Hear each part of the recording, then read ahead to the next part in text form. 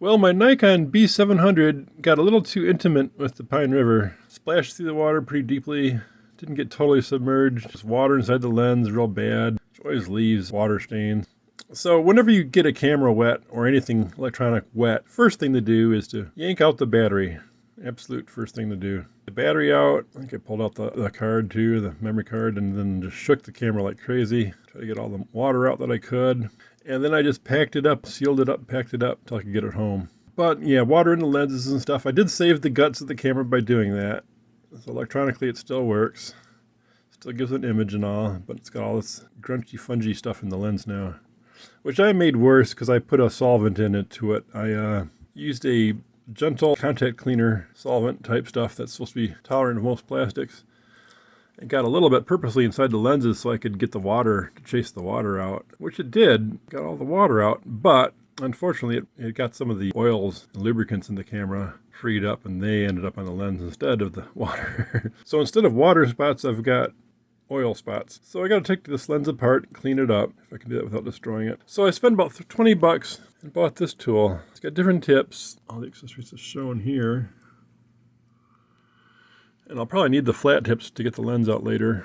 I watched somebody's video, and this guy was going at it with a more expensive camera than mine. Included mine in the description, but he was actually tearing apart a more expensive camera, like a P1000 or something. And he was just using one little pointed tool, cloth wrapped around it to try to get the lenses out. I thought I'd do one better and get, the proper tool, or a tool anyway, and start hauling away at the camera here. Anyway, he was able to do it as crudely as that, so maybe I'll get mine done with a little more care. I was going to shoot this all with my dad's old DSLR. It's actually a more expensive camera than mine.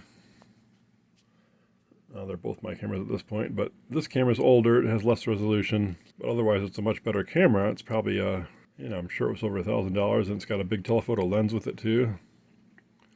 So he's probably got $2,000 into this camera. I've got about $4,000 into that other camera. Non-removable lens, but it's, it suits my style better. It's all together pretty much. Plus it's more modern. It's got, better light sensitivity and higher resolution.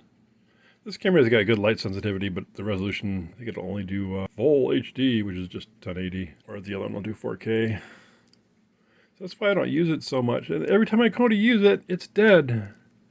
Even though it's got this lockout for the on-off button. A lot of times people forget to do that. But even though it was locked off, still dead. Every time I use it, it's dead. And unfortunately, it uses the funky USB that, I don't know why Canon does this. Every camera had a different freaking USB shape. So I got to find the exact cable for this camera, which I got somewhere. Try to charge it again. But every time I use it, like I said, it's discharged. So I've got very little experience with this camera. I guess I'm going to have to buy a second battery and an outboard charger if I really want to get some use out of it. I'd like to learn how to use a DSLR, so I would like to get some use out of this camera. But every time I try to use it, something's wrong, I can't use it. Battery's dead. So, just like my dad, it's not getting any use from me. It didn't get any use from him, unfortunately. He spent all that money and ended up using his old camera, which was a POS. It was a Nikon, but it was so old that it was really poor. Needed real bright light to make it work. It wasn't, worthless in dim light. This camera in dim light, I saw somebody criticizing its dim light performance, but man, I did a video. If you look on my channel, you'll see I did a video early on the well pit with this camera, where, and I did enhance it electronically afterwards, but I was shooting basically in darkness in that well pit. The camera did a pretty good job of picking it up. So, the light sensitivity of this camera is pretty darn good in my book. At any rate, I'm going to go pick away at it with this thing, and I'll take a few stills here and there in the process, see how I'm going along. And we'll see if we ever see a video from the B700 again, because right now it looks pretty crummy. I don't know if I can give you an idea what the lens looks like. Yeah, you can see the crud in there.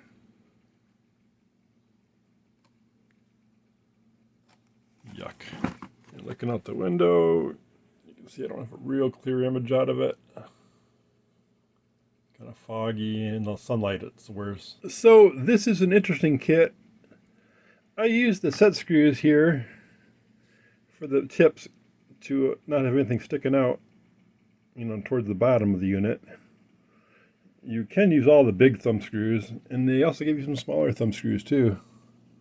So they gave you two different sizes of thumb screws, and they gave you set screws.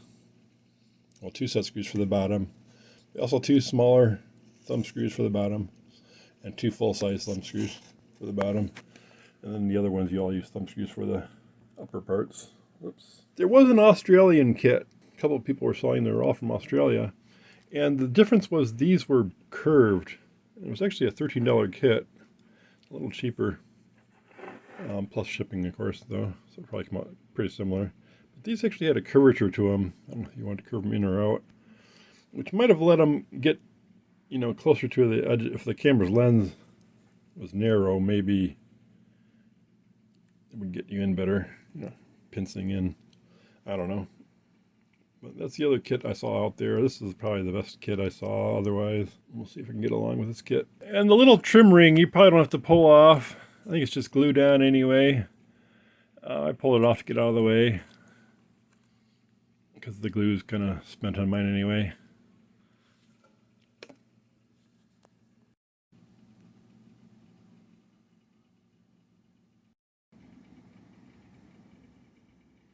Looks like there's still a little piece of blue lint right in the center.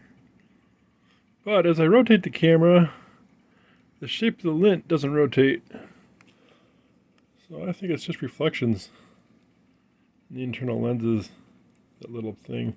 I don't think I'm going to go any further. I think we're going to stop right here and put the lenses back together on top of this. I don't think I need to go in there. Yeah, a little bit of a barrel effect. It's interesting. There's no lenses at all inside the camera, except for the internal, all the exterior glass removed. Well, I saved my camera. Pretty good results. This unit did help a little bit. Really, I should have only used it for the initial breaking the initial tension and giving it final tension, when it was done. Trying to get that ring out all the way, by putting this in and out, just ended up with scratching the ring with these tips. What I really should have done was to take this tip and trim it so it was a square peg, trim it just a little shorter so it was a square peg that would fit the square pegs in the lens. Then there wouldn't be any slipping, scratching. So you can see those three little square pieces. I could have probably made this guy, that shape. This, the other guy would have needed in his teardown. Some cameras have a lens with flats on it and threads actually cut into the lens. And this would be perfect for that kind of deal. I'm not sure what this is actually intended for, but I would have sacrificed this to trim it a little bit. Even the sharp tips on this one, because I've got a smaller camera to take apart.